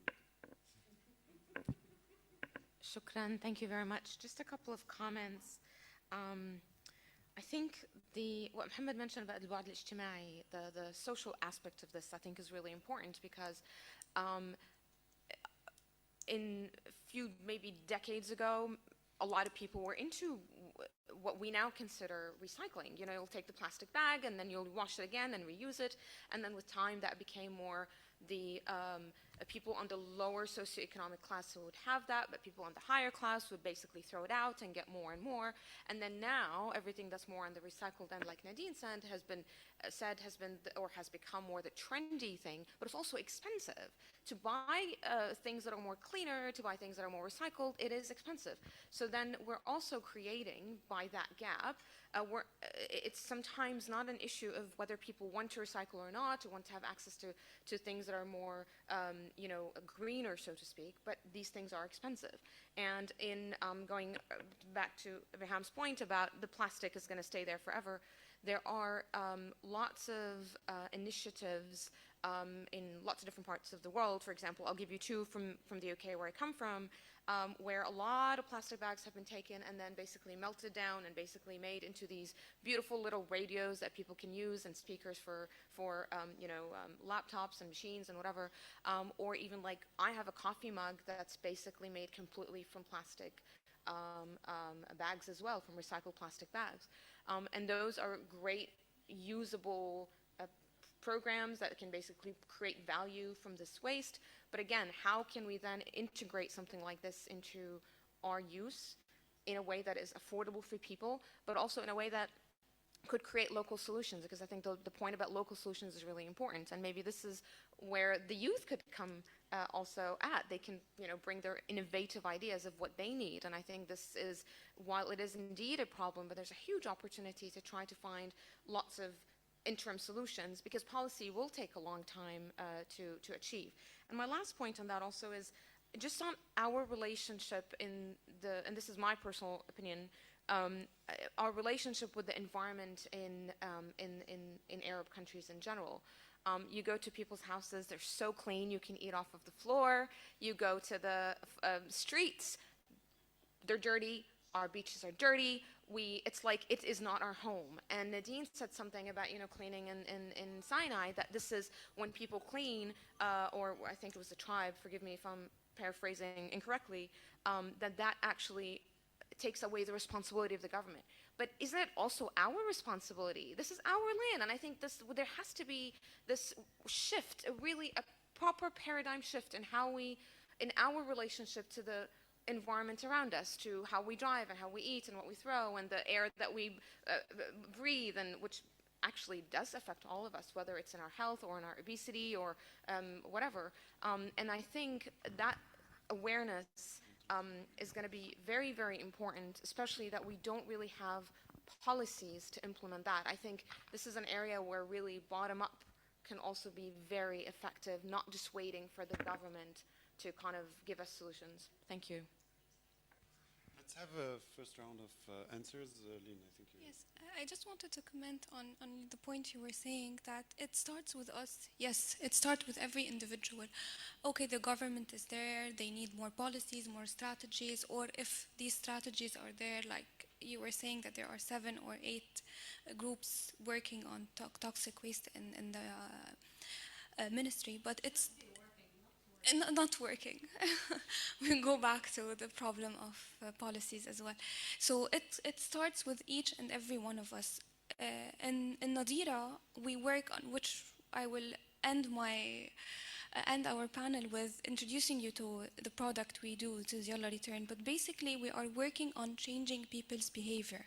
And in this 5 months, we really have changed people's behavior into looking at these recyclables as value and not as rubbish or waste. And I finished my water bottle, okay, I will throw it. No, we have worked with them and worked with the communities where our centers are to tell them that this water bottle, it has a value. And this value, you can use it because we give them credits for these recyclables and go and buy food with it from supermarkets. So they can now know that this is not a water bottle that will end up in the sea. No, I want to take this water bottle to the center so they can recycle it, and I can take these credits and go buy food with it or donate it to charities. So changing people's behavior is very important in waste management, along with the policies and strategies that will take forever to be implemented, or it's not just forever, let's not be pessimistic, a shorter period of time. But I just wanted to say that I'm with you on this. We need to start as individuals to take care of our environment so we can be an example to the authorities or to the legal entities that we want this change. We want our streets to be just like our houses, clean and tidy. محمد، كانوا فما زوز اسئله متعلقين بمصدر البلاستيكس ودور الشركات الاويل كومبانيز والمالتي ناشونال كومبانيز، وكذلك على التايم تيكينج about plastics. تمام. صيحه فزع نوعا ما على البلاستيك. طيب، هو انا ممكن ابدا اقول ان انا الحاجه او التوبيك الوحيد اللي عملت فيه ابحاث هو البلاستيك. صوتي اعلى دلوقتي، بس انا اكسكيوز مي، انا برضو هضطر اتكلم بالانجليزي في الجزء ده، عشان بصراحه لو اتكلمته بالمصري العربي ممكن تفهمونيش، او انا مش هعرف حتى بعض المصطلحات. بس طيب، يعني the key thing or the to date, I've been working on this for a while. The solution I've reached to date, and this is not by any means something that can be validated yet. Solving the plastic crisis we have, because it's a crisis. If you look at Egypt, we're facing a multitude of issues because of plastic pollution in irrigation canals on the coasts. It's affecting other sectors are being affected by plastic pollution. water flow is being affected in drainage canals and in the Nile River in certain segments because of plastic pollution. The only way to solve it is not to be one-dimensional. It has to be a multi-dimensional approach. There needs to be a social intervention and a technical intervention. The social intervention is inclusive. Policy-making strategies, I mean, the only thing we work on at the moment is strategies. We make all these beautiful documents of strategies on how we're going to solve the plastic issue. The second part that needs to come after the strategy is community inclusion, producer responsibility, consumer responsibility, etc. That's the social part. Social part is much harder to solve than the technical part. The social part requires behavioral change. I have no idea how you do that, but I hope to learn about this. The second part is the technical intervention. The technical intervention is acknowledging that this problem cannot be solved if we don't act now. And acting now requires us to understand the problem, and to understand the problem we need to map the quantities of plastic, who's generating them, where are they ending up, who's producing them, understand the non sort of clear aspects of this. Is there anything under the table that's happening, which 100% is, especially in the context of Egypt. You have an informal plastic manufacturing industry that is impossible to map, and we've tried in a previous project, the government has tried, and it's very difficult. And this informal sector, I'm not even talking about the informal waste sector, it's an informal manufacturing sector, will not formalize. They have absolutely no incentives to formalize in comparison to the informal waste sector. It's recognizing that, and then you map the flow of plastic. You understand where is mismanagement happening, how is the mismanagement happening, is it being burnt, is it being dumped, and what can I do about this mismanagement? What technical intervention can I propose? An example can be some of the irrigation canals in Australia. What they did is they established a network of plastic capturing nets. So at every what we call in Arabic مبازل أو فتحات بتاعت قنوات الري or the irrigation canals, it captures the plastic and it's emptied on a weekly basis. So that's a temporary solution. It is a technical intervention that is happening in a multi-dimensional approach where there's in parallel social interventions happening, social innovation. Innovation is crucial with plastic pollution because plastic, we have to acknowledge, is a very useful material. It's very durable, it's very cheap, it's very easy to produce. There's so many positives to plastic that we hate to say, and it's going to be very hard to just throw it out of the window. So this is what I would probably have to say. We cannot approach it from one side. We need to approach it from both sides. We need to start shouting the word mismanagement a lot. We're burning a lot of plastic in the Middle East. We're burning a lot of plastic. We're dumping a lot of waste into water courses, and this is causing other downstream issues. شكرا محمد. نادين. So I'm going to build on what you have to say. Actually, we have in the Red Sea in particular something called supercorals, and they are highly efficient at higher temperatures. So they could, and I don't know if everyone in this room knows, but I would assume, but I'll just mention anyway, most of the oxygen we breathe comes from water, comes from the oceans. Supercorals are not very well studied, but because of how we handle both sewage and waste in Egypt in particular, we are killing off these corals in the Red Sea. When a plastic touches a coral, it's 80% it will catch a disease. We went from bright, beautiful colored corals to now almost everything is gray. And this is very, very sad. But what I'm pointing to is plastic is even a problem, not just from like we can then grab it from the shore and recycle it, but just its introduction to our environment is problematic. I think honestly what we have is an economy around plastic. Plastic is very inexpensive. It actually mostly supports the poorer of our societies because they can buy things in very, very small quantities. They can afford a plastic bag. They can't afford a cloth tote bag. They have developed their own household economies around this use of plastic. One of the problems that we find with recycling, I'll talk about dahab, is that a lot of the Bedouin community reuses as plastic once or twice to put different oils and for different things that they use for their household. So our trash does become something useful for them, but after then it becomes very difficult for us to recycle or reuse these plastics. So if we're looking at how to deal with plastic, one of the things that we really need to look at, which goes to it being something that's very pricey or very trendy, is that we don't make it affordable for the people who really need this intervention. We haven't found a way to make plastic alternatives really affordable for them. One of the policy shifts, or one of the policy recommendations that I constantly have for the governor is to create a fund where anyone who's being fined for using, for disposing plastic, there is a plastic waste fine in Egypt. There is no other way to fine any kind of pollution. It's a pollution fine. To use that to support some of the informal businesses, some of the supermarkets, to be able to afford to give away tote bag, cloth bags, reusable bags. The plastic bottles. Honestly, I don't use them anymore. I use 2 upstairs. I'm taking them home with me. I don't leave plastic anywhere. And I think the problem is we don't hold ourselves accountable. And I think there's a lot that we can do to change. And honestly, it comes from our personal intervention. If we wanted this hotel to change, it would have just taken a few of us to come together and say, no, we don't use plastic bottles. I'd like a water dispenser and some glass bottles. It's difficult for example, Ari to push this, but as guests, they will respond to us. And also thinking of this on how we live our life. So one of the things that I'm going to recommend for everyone in this room is to actually understand how much plastic you use. I spent 6 months, and this is how I changed a lot of mine, and you begin to understand how big of a problem this is.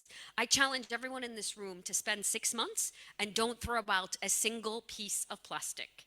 If you have something that comes in a plastic bag, just put it in a big bag and put it in your living room. I bet you within 6 months you won't have a place to sit in your living room. When I did that, and I'm a single person, I literally had to explain to guests that I'm sorry I don't have chairs for you because I have tons and tons, not literally tons, but I have huge bags of plastic all over my room. When I recognized this problem, I began to think of ways to solve it. I don't think we realize how much plastic we are using. The ketchup bags, they're made of plastic. The cups, the paper cups, have plastic lining. Everything we use are made of plastic, and we don't really push back on the producers that make this. When you start pushing back, and I started this with grocery stores, they started providing alternatives. So I said I don't use plastic bags. They brought, unfortunately, took a bit of education. They bought me other thicker plastic reusable plastic bags. But then it becomes the conversation that we have in the community about this. This is when you start initiating change. Another thing that I really want to point to is we need to engage businesses in this, and young entrepreneurs. You had mentioned engaging youth. So first I'd like to say this is my cousin. So I've had a conversation about her several times about the importance of plastic and how it's really difficult for us to find travel kits that don't use plastic, and for hotels, specifically in the tourism industry. And she created this product, which is very interesting. It's called Ala Safar. This uses her entire line, minimizes plastic. Her plastic is sugarcane. And what she did is developed actually everything in bar form. So the conditioner, the soap, the hair conditioner, the body lotion, and even dish soap is found in these small, they're not, we're so used to lather, there still takes a bit of education, but now we have this and we're about to launch them. I love this product, not just because it's my cousin's, but actually because she saw a problem, saw an opportunity, and built towards it. And I think these are the kind of conversations we need to have with our community, but it starts with educating ourselves and ensuring that we know how much plastic and how much of a problem this is. شكرا نديم، شكرا على البرودكت. قاعدين ننتقلوا خطوه بخطوه نحو افضل الممارسات على صعيد يعني الماكرو ليفل بالابتكار، مثلا الانوفيشن اللي كنت تحكي عليه، الماكرو والمايكرو individual ليفل كذلك. نعملوا راوند على البيست براكتسز right after another round of questions. So we have Nadim and lady, and then okay, close up with Thank you all. I'm going to try to repoliticize the discussion a bit. Not because I don't think individual initiative or even entrepreneurship is not essential. It is essential, but I want to connect it a bit more to this notion of just transition. So on 3 levels. One, I'd love to hear from our panelists on the economy of waste management. I mean, I think Nadine started talking about it, Muhammad as well. I mean, but How much does it cost us as a society? Who is it costing more? What is the cost to segments of society? I mean, we're speaking in a country, in Lebanon, where we have some of the highest cancer rates in the world, and while we cannot prove things linearly, but there's a lot of indication that some of the cancer rates are higher in areas close to where there's open-air burning of dump sites. So what is the, but also how much money is related? Again, talking about Lebanon, I don't know the numbers for other countries, but a few years ago when there were contracts for collection and sorting, my recollection is Lebanon had some of the highest rates per ton in the world, if I'm not mistaken. I mean, I think our garbage was costing more than the garbage in Sweden. Per capita, it was insane. And it might still be insane. So I think there's an economy. Someone is benefiting from this, and someone's paying the cost. And I think we have a good idea of who it is, but we need to go out and prove that. You know, and I feel very passionate about this because there's a lot of anger in me about the issue of waste management, because it's gone to the point. I actually think our messaging should be, your waste is killing us. The waste is killing some people in our society, and this should be the message, and that should be the urgency. So I think there's the issue. I'd love to hear more about the economy of waste management. And in relation to the economy of waste management, there's also the economy related to the solutions of waste management. Let me explain. There has now been an explosion of consultancies, NGOs, and so forth to find technical problems. When you go to the ministries of environment in our region, they actually look like NGOs. They run on projects. Okay? They don't run like ministries. Talk about sustainability. The second the donors move on to something else, the money will run out. Okay? So we need to also question, again, and this is why we need to understand how much are our public authorities paying on waste? Who are they doing it? What are the funders funding? Where are all the reports going? We talk about lack of data, but how much money has been spent from taxpayers, but mostly from donors, on studies, and who is reading these studies? I mean, the Ministry of Environment, again, the ones I know in Lebanon, the drawer is full. I think Dean was talking about it. The number of studies that have been done, good quality studies. But no one is being held accountable for not implementing it. So one, I think, is just this notion of linking it back to cost, who's paying, who's not paying, and the economy of waste management and the economy of the solutions to waste management, one. Two, I think on the solutions, to go back to what Rihan was saying about the timing, I wonder if we can be more radical. Countries in East Africa simply banned single-use plastics. You know, Rwanda, Kenya, Uganda. Actually, if any of you ever go to Rwanda, when you arrive, they search your bag. And you think they're looking for drugs, but they're actually looking for plastic bags. No, I'm actually not joking. If any of you go to Rwanda, you're not allowed to bring a plastic bag into the country. And you know, you should see, I mean, I had mistakenly put my shoes, like any good Lebanese, in a plastic bag. And you know, I had an earful by the customs. What prevents us? So I think this goes back to the question, who's producing the plastics? So in the countries, there have been some studies, and I think this is where we can learn from other countries.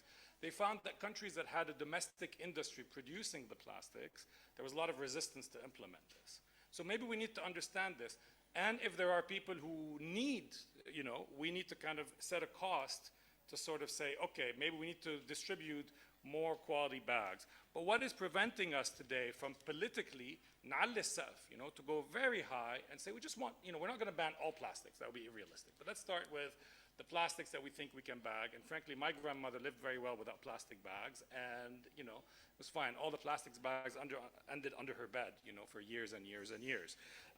You know, so I think, can we think of more radical solutions? Because I agree the bottom-up approach, and I think there's a lot of work to be done in finding solutions. And maybe if we cannot get central government will, you can maybe convince, like what Nadine does, areas that are dependent on tourism, that are dependent on sustainable environment to kind of do these bans, and that might work.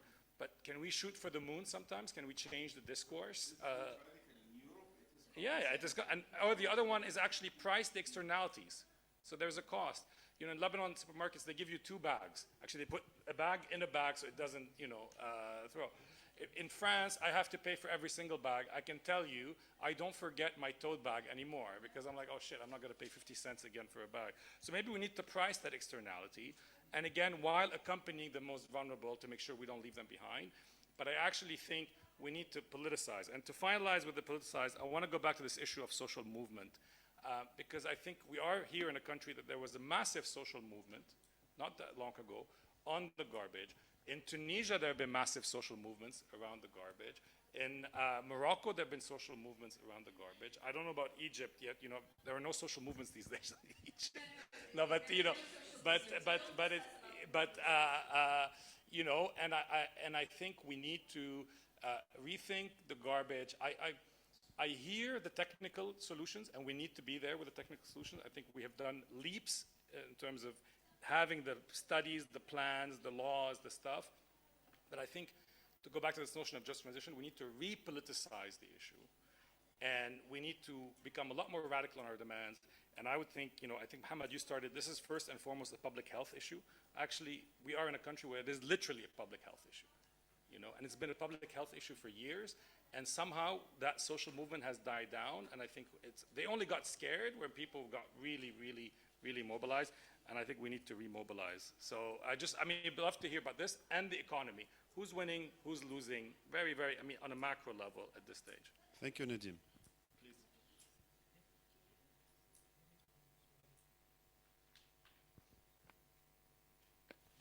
شكرا على النقاش المهم والمعلومات القيمة.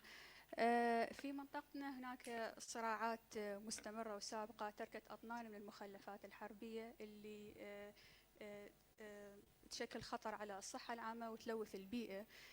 سؤالي إلى المتحدثين: ماذا عن السياسات الوطنية للإدارة والتخلص من هذه المخلفات؟ هل هي موجودة؟ وخاصة إذا عرفنا أنه معظم الجهد المتروك للتخلص من هذه المخلفات هو متروك للمنظمات الدولية أو الشركات الأجنبية الربحية. شكرا. وأعتقد سرمد عندك تعليق؟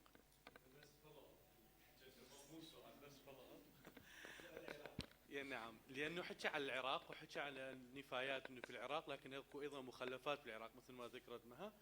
لكن ايضا هم هو موضوع صار نوعا ما سياسي، هاي موضوع المخلفات، بسبب انه اكو المقابر الجماعيه تحت هاي المخلفات، فمن يصير اكو يعني خلينا نقول عمليه انه التخلص من هاي المخلفات راح تطلع حقائق وجينات وتطلع اعداد الضحايا وترتفع وتطلع قضايا التروث فايندينج، يعني يخلي بيسكلي يعني يكون هذا الموضوع، فاكو مخاوف على هذا الموضوع. فما ادري يعني انت اذا الشغلك بالعراق مشتغل على هذا الموضوع او سمعت بها او عندك اطلاع عليها، كن مشكور اذا سمعنا الشيء هذا. شكرا. اخر مداخله. السلام.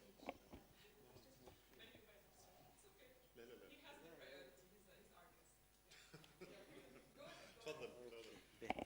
بالنسبه للموضوع خاصه البلاستيك، معناتها لابد من دمج الازمه البيئيه مع الازمه الاجتماعيه. اليوم مثلا يمكن نلقاو صحيح نلقاو حلول على المدى المتوسط والقصير، حلول عاجله.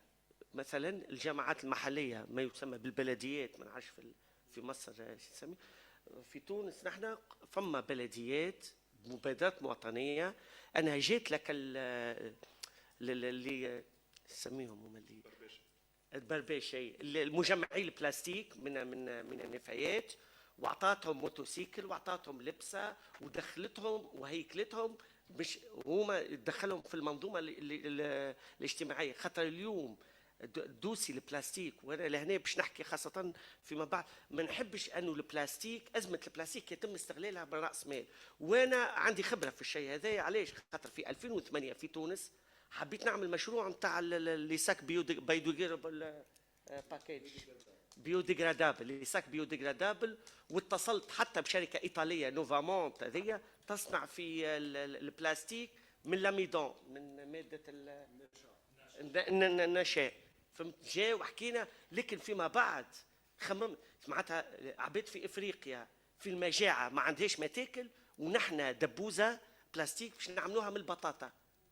معناتها اخزر راس مال وين وصل. اليوم لازمنا نخمو. صحيح فما ازمه بيئيه وازمه البلاستيك وكل، ولكن مش على خاطر راس مال. اليوم اللي حكى على افريقيا وفرنسا مثلا، ناخذ مثال فرنسا من عندهم سنوات الغاو البلاستيك، لكن اللي صالح لي ساك بيوديجرادابل. لصالح الساكن. والساكن هذه منين تتعمل مزارع كامله في ايطاليا وفي فرنسا من اجل نتاع البطاطا وغيرها من المواد كما البيوديزل، وكل مهمتها انها تصنع البلاستيك في عالم فيه قرابه اكثر من 300 مليون جائع. معناتها هذايا لازمناش نمشيو زاده الحلول اللي تحب المنظومه الراسماليه العالميه تحب توجهنا للحلول هذه. اليوم نمنع البلاستيك في تونس، علاش؟ لانه هناك لوبيات فما عائلات تحب تجيب اللي ساك بيوديغرادابل ونعرفوهم بالاسم، وكان باش يتعدى في مجلس النواب القانون هذا وتلغى. وشكرا. شكرا. فرح. Yeah, thanks, Ziad. So actually my comment is very much in line with Nadim Houri's, because I mean it's very obvious when we're speaking about how to manage the waste after it's disposed in the big scheme of things. It's very clear we need technical solutions, and we need at the same time it's a question of governance, of political will, of political change. But when it comes to human behavior in terms of what we produce, what we consume, and how we dispose the waste, I totally agree with your approach, Nadine, but maybe just like there is just a little bit of difference between how I think and you. Like I think a little bit in a more pragmatic way, because I don't think this human behavior in general can be controlled by somehow relying on the goodwill of the people, on just educating the people and raising awareness, on just their ethics. Not everybody is like us. And we can mobilize like a group of people, but not everybody. How I believe things can be done is just by law enforcement and by, as Nadim was mentioning, taxing negative externalities and de-taxing or subsidizing positive externalities. And when it comes, for example, to production, also we need to give financial incentives, because those private firms are profit-oriented. If you do not give the proper incentives for both the consumers and the producers for them to make their choices accordingly, I don't think on a larger scale, on a country scale, regional, global scale, any change can be made. So it's just this nuance that I wanted to make, which is indeed in line with what Nadim earlier said. Thanks. Thank you, Farah. Many comments here. I'm sorry, الوقت صعيب. باش نرجع لنادين على اقتصاد النفايات بصفة عامة، كنا يعني من التجربة نتاعك والخبرة نتاعك. So I'm actually not going to touch on the economy of waste. I think that's more Mohammed's space, and so I'm not going to step on his. I'm definitely not going to contradict him. But I do want to go on accountability. So the reason I bring it up is because we've all come here to talk about just transitions, but we're not willing to put in the effort. So I'm asking each of you to hold yourself accountable. When I'm talking about policy, for example, in Dahab, we're talking about, and I'm using this as a sort of small case study. When I'm talking to policymakers, I'm saying, do not allow, we have fortunately and unfortunately, but fortunately for the case of waste or plastic reduction, is we have one entrance in Dahab where plastic producers have to come in through, and one entrance in Sinai. There's one tunnel that goes in, and we're talking South Sinai and Dahab both have I should say the community in Dahab has spearheaded governorate-wide ban on single-use plastic. There was a huge discussion on what this means. Do styrofoam count as plastic? And there was an educational process on some of this. We did work with, for example, when we were talking about this ban, to ensure that this will be implemented, because having a ban and no plastic alternatives just makes a policy that is absolutely useless. So we started a company, or I supported someone in founding a company to provide South Sinai with plastic alternatives. Some of them were actually, I shouldn't say they were plastic alternatives. Some of them were single-use plastic alternatives where they were cheaper, but multiple-use plastic versus the cloth, which you're talking about price difference of anywhere from 15 times to 150 times the price of this plastic, this multiple-use plastic bag. which is extremely problematic. I don't support it, but you have to find these sort of incremental changes. On the other side, you have to find accountability. One of the biggest problems in Egypt is we don't place accountability on the individual. So we don't have a way to fine the use of plastic, whether at a supermarket level, or even provide a fine or a fee for the use of a single plastic bag.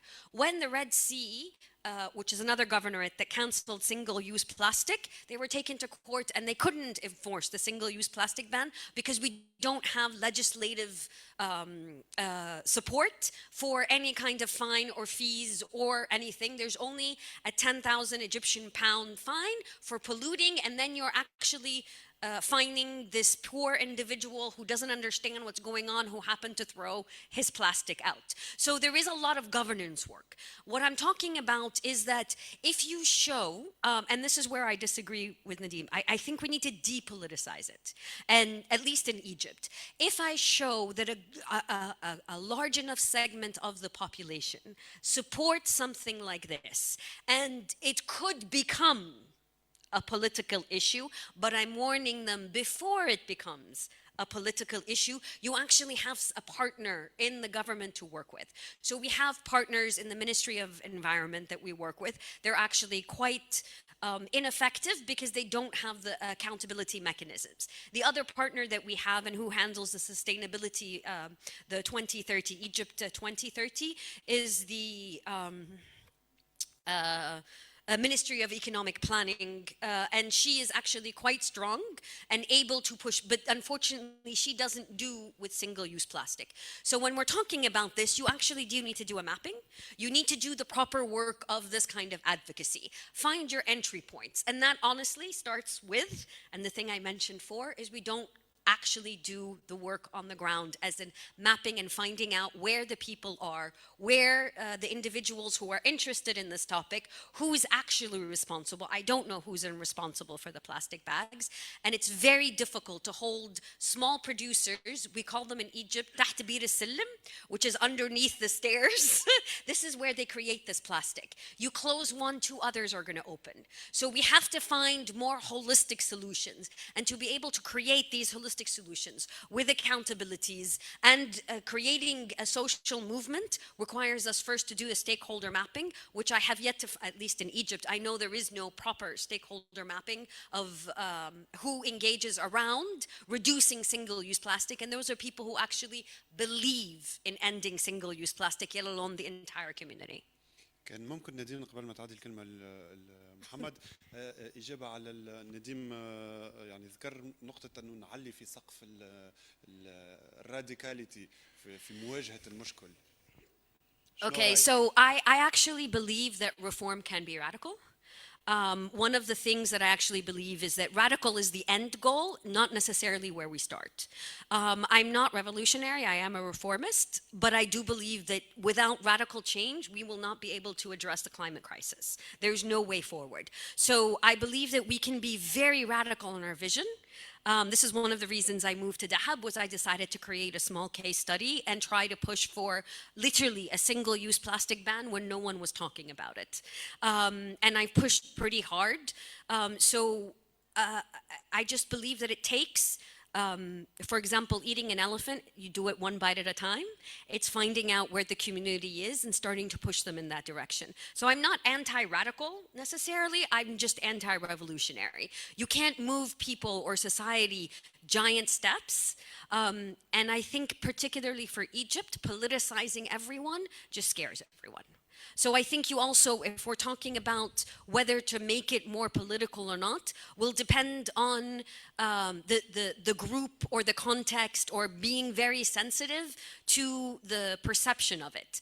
Politicizing in Egypt will engage the activist community, which is great, and make it impossible to implement on the ground. In Lebanon, it actually has a very different effect. So you have to be very responsive to the political climate in each country to be able to decide whether you want to politicize it or not. And these are kind of strategic decisions which we try to apply across different countries. across the board, whether we're talking about environment, human rights, that don't necessarily apply. Tunis looks very different than Morocco, looks very different than Egypt, and looks definitely very different than Lebanon. شكرا نادين. محمد، اقتصاد البلاستيكس ولا النفايات بصفة عامة، مين استفاد؟ وممكن رابط زادة كان بسؤال في آخر. بعض الأسئلة فاكرهم. ربط سؤال اخر أيوة. في نفس المجال، كيفاش نجموا نتجنبوا احتكار ولا تسييس المساله من طرف ولا احتكار المساله من طرف رؤوس الاموال بصفه عامه. طيب I'm gonna apologize again. I'm gonna speak in English. I also have to disclose, I have to be very careful in what I say, especially if I speak in the context of Egypt. I want to probably take a go at every question. So I'll start with the first question that I think is the easiest one to answer. So in Iraq, the key issue is the leftover challenges from the conflict with regards to, for example, unexploded mines. So unexploded mines, you get someone from the military to remove them. Now what do you do with this? Are you going to store it or are you going to throw it away as waste? And this was one key issue they're facing. The next step on what to dispose it. And a lot of it sometimes when they don't have the mechanism or facilities or financial capability of dealing with it adequately, they just send it to a landfill or a dump site. The majority of Iraq currently is operating on open dump sites that are in the middle of a desert. Generally speaking, that's not necessarily a disaster, but it's unsustainable. So when you go to these dump sites, they're becoming increasingly complicated areas because of the various forms of waste found there. You don't find this complexity in Egypt, for example. The worst thing you find in Egypt is in the dump site, you'll find some medical waste with municipal waste. But very hard, you won't find hazardous waste. But in Iraq, you find a variety of waste. The issue of finding leftovers, so for example, dead bodies or finding any evidences from previous conflict, this is not only in Iraq, this is everywhere. Even in Egypt, I've stayed in a dump site for a couple of days when I was doing a study. And I saw a lot of things that was, if I've seen it before, I would think it's absurd, but it's not. A lot of illegal activity happens in dump sites in the MENA region. Dump sites are used as areas that are not monitored. They're not well regulated, and especially because we locate them in the farthest area possible. And authorities don't have the money to go there and monitor it on a regular basis. So they become hubs for hiding things. A lot of people live in dump sites to do their illegal activities. So I have come across some of the challenges faced in Iraq. The issue of war-related waste is very complicated. I'm not an expert on it. What I can say is, in the majority of countries, it's usually dealt by the army. It is not by the waste authority. So the army has the responsibility of dealing with that waste. And armies do not care about sustainability whatsoever. So the last thing they're going to care about is saving the environment. They're going to find the most convenient way to deal with that waste. This is an issue that probably needs to get politicized. Especially in areas of conflict, and especially with, I would not blame the governments of those countries. It's the governments that come into other countries and cause these issues to become bigger and don't take any responsibility. So this is on the area of war-related waste. So waste, or the economy of waste, or the economy of plastic, and it's very complicated. I'm still not very experienced, to be honest, on economics. What I have understood now is the informality in some countries with regards to manufacturing makes it very hard to understand the flow of money from one stakeholder to another. In waste, not necessarily plastic waste, but in waste management overall, the biggest economic burden is fuel. There's a lot of transportation to be done because of inept planning, and we don't have adequate integration of solid waste management in initial planning when we have any sort of urban expansion. So we end up having to plaster solid waste management on urban expansion. And this eventually results in a lot of costs that could have been avoided because of transportation and fuel. So this is the major burden we have that needs to be tackled one way or another. There is innovation. If I look quickly across the Middle East, the Gulf region, their primary challenge at the moment is land, aside from Saudi Arabia. If I look at the UAE, if I look at Qatar, Bahrain, Kuwait, all of these countries are waste is very politicized. They're taking it very seriously. There's laws, strategies being published. Over the past 10 years, they've done a lot of changes to the way they're managing waste. Some of them have public-private participation. Some of them are just completely privatized. Some of them are public. In the case of Kuwait, they have an area probably the size of 10 football fields of tire waste that has come from across other areas across the region as well. and this is generating a lot of methane, it's generating a lot of other gaseous emissions. So they're taking it very seriously because their land, or using that land for waste, is losing a lot of value. They don't have that much land. The challenge in Egypt, we have a lot of land that we're not going to ever use. So it's easy to just dump it in the desert. So the challenge is different. If we look at Iraq, Syria, Jordan, well, it probably differs because of Iraq and Syria and the conflict. The main issues they have at the moment is recovering a waste management system. We need to recover some form of waste management system. Egypt, it's, I would say, the main issue we have, aside from, in Egypt, I would argue it's a political issue. It already is a political issue. And to a large extent, it needs to continue being politicized. The problem in Egypt is the complexity of working with the informal sector. And will I have a concluding note? Okay, so I'll leave that part to the concluding note. But in Egypt, it is a social problem. And until you solve the social problem, no technical intervention will work. And I guess in North Africa, I don't have as much experience, so I probably won't speak that much. It might be similar. It's already social problems.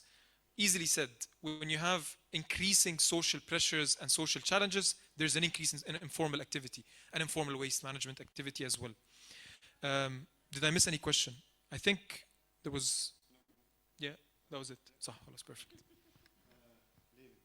Many questions. I'm going to answer a bit of them.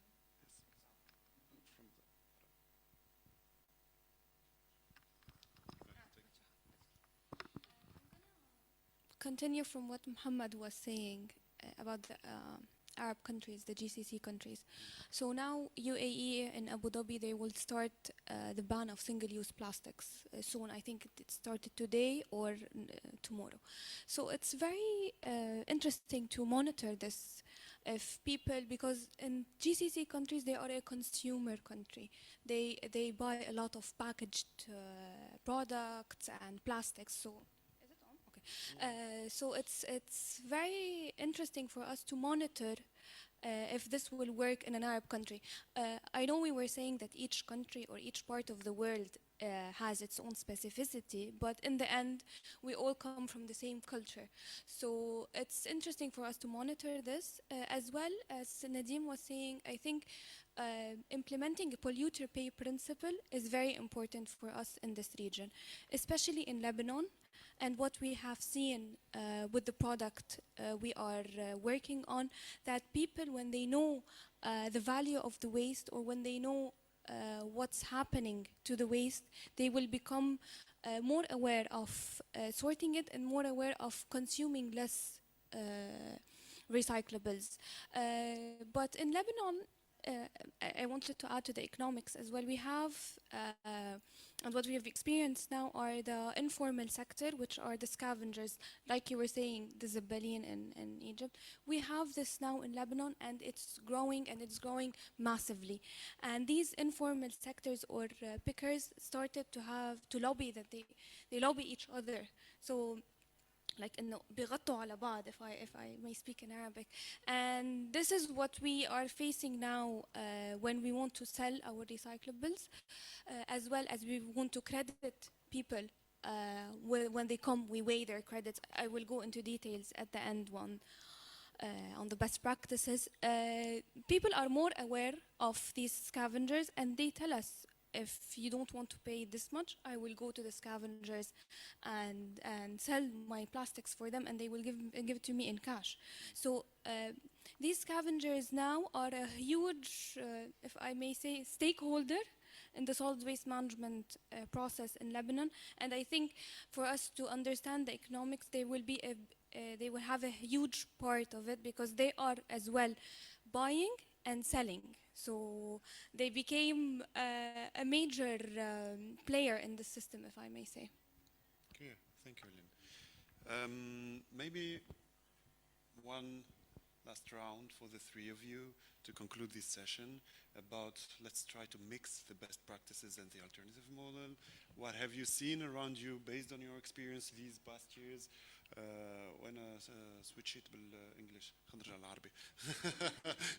افضل الممارسات اللي ريتوهم حولكم بناء على تجربتكم، ومن التجارب هذوما ولا المبادرات هذوما انهم اللي يمكن تكرارهم والا نقلهم الى دول اخرى. يعني sharing experience، تبادل الخبرات، تبادل التجارب فيما يخص الممارسات الفضلة في مجال تصرف النفايات. نبدأ بيك نادين. تفضل. So best practices. Honestly, I'm just as new to this, but I actually feel that advocacy is the same. And waste management, everyone in this room produces waste. Everyone in the world produces waste. So for me, as a community organizer and as an advocate, I feel that this is a great entry point for us to actually sort of fulfill the saying that everything is politics and all politics is personal. This is an opportunity for us to really take this home. So best practices is to engage with all levels of the community and really bring them around this issue. In Dahab, you have from the hotel owners who are registered hotels to the very, very informal Bedouins who are just recovering some of the plastic bottles to use them at home. This is an opportunity for us to engage all these sectors in a place that's really useful in a direction. So I would say best practices for around waste management is to actually bring in some of the best practices for advocacy and organizing and really work with these communities and not forgetting any community. So one of the areas that I have been trying to reach out, which is a bit difficult, is to reach out to the Zabbalin. They are unorganized and they're very difficult to engage with. There is someone who is working to unionize them, and we're looking for a representative to come join us. So to actually use some of the practices that we use in other ways and actually bring it to these areas that are not as, I would like to say, not as sexy, not as controversial, but actually extremely useful. When this issue was brought up in Lebanon, everyone stepped forward. Because like I said, every one of us makes waste, and every one of us will have to deal with the health concerns coming out of waste.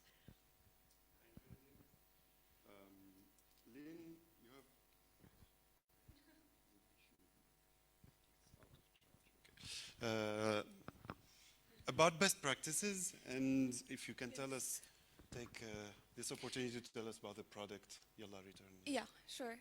So I just said a bit of things about Yalla Return before, but I will introduce it now like formally. So in Nadira, we have launched our Yalla Return product 5 months ago in Beirut.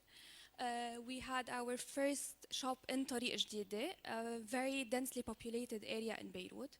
Yalla Return is a very simple program. You just need a phone.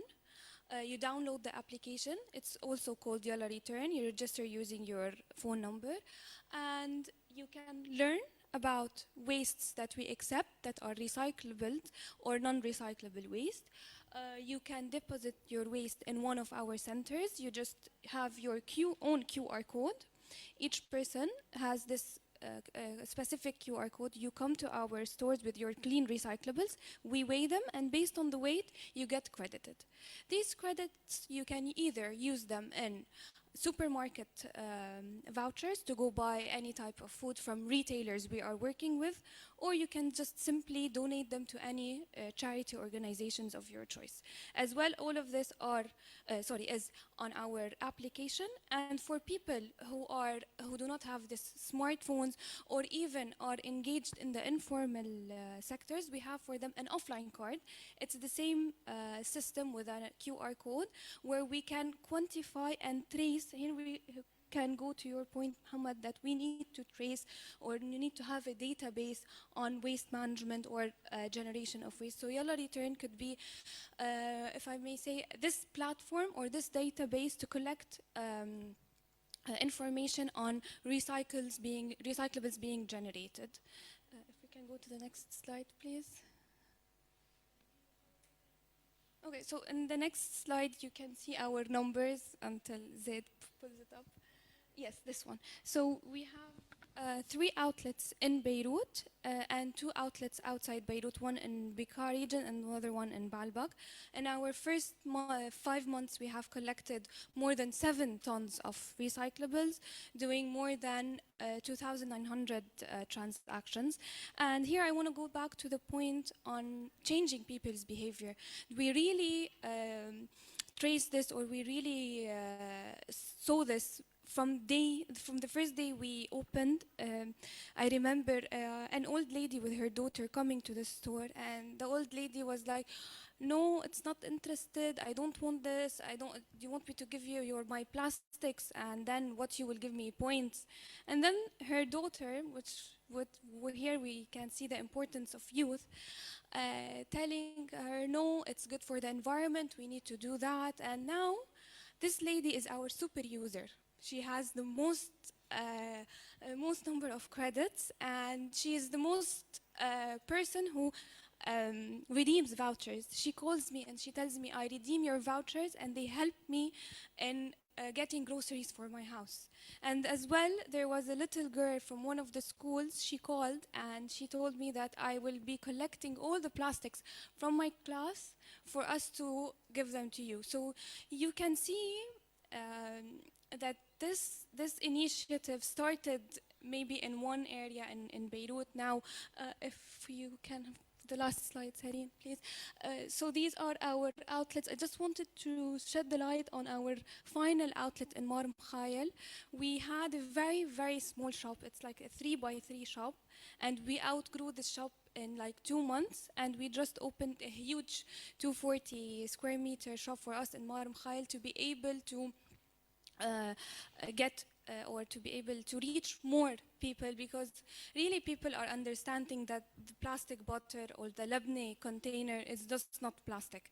It has a value. We need to take it out from the garbage can, give it to people who will recycle it, who will make sure that it will not end up in the sea or in the ocean.